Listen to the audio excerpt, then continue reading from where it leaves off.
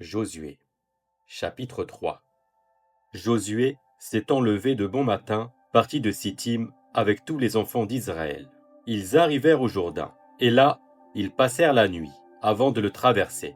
Au bout de 3 jours, les officiers parcoururent le camp, et donnèrent cet ordre au peuple. Lorsque vous verrez l'arche de l'alliance de l'Éternel, votre Dieu, portée par les sacrificateurs, les Lévites, vous partirez du lieu où vous êtes, et vous vous mettrez en marche après elle.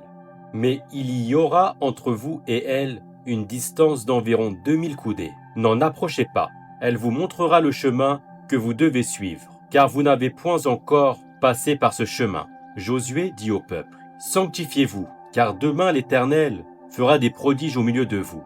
Et Josué dit aux sacrificateurs, portez l'arche de l'alliance et passez devant le peuple. Ils portèrent l'arche de l'alliance et ils marchèrent devant le peuple. L'Éternel dit à Josué, aujourd'hui, je commencerai à t'élever aux yeux de tout Israël, afin qu'ils sachent que je serai avec toi comme j'ai été avec Moïse. Tu donneras cet ordre aux sacrificateurs qui portent l'arche de l'alliance. Lorsque vous arriverez au bord des eaux du Jourdain, vous vous arrêterez dans le Jourdain. Josué dit aux enfants d'Israël, approchez et écoutez les paroles de l'Éternel, votre Dieu. Josué dit, à ceci vous reconnaîtrez que le Dieu vivant est au milieu de vous, et qu'il chassera devant vous les Cananéens, les Hétiens, les Héviens, les Phéréziens, les Girgasiens, les Amoréens et les Jébusiens. Voici, l'arche de l'alliance du Seigneur de toute la terre va passer devant vous dans le Jourdain. Maintenant, prenez 12 hommes parmi les tribus d'Israël, un homme de chaque tribu. Et dès que les sacrificateurs qui portent l'arche de l'Éternel, le Seigneur de toute la terre, poseront la plante des pieds dans les eaux du Jourdain, les eaux du Jourdain seront coupées, les eaux qui descendent d'en haut, et elles s'arrêteront en un monceau. Le peuple sortit de ses tentes pour passer le Jourdain, et les sacrificateurs qui portaient l'arche de l'alliance marchèrent devant le peuple.